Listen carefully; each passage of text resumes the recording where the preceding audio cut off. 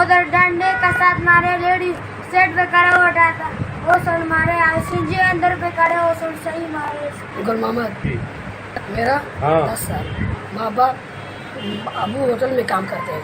उसने बोला, मैंने बोला सबर करो, मैं जाता हूँ। जाता था आई रेडी पकड़ के मुझको मारे, उसको हाथ सिंजी पे कर, मुझको सिंजी पे करके माल तला उधर रोड पे पे थे। चलो आगे निकलो सारे, और को भी बुलाओ, मैं भी पूछता हूँ उनसे।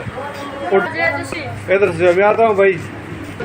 एक मिनट 10 साल का बच्चा है, बाप क्या हुआ है सच बताएं, सच बताएं, झूठ ना बोलें। क्या हुआ, इसने फेंका है या वो खुद गिराया है? सच हुआ खुद फेंका है।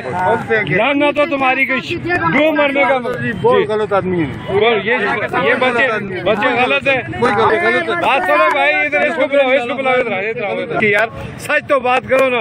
एक तो तुम खिलाफवर्जी रोड के ऊपर,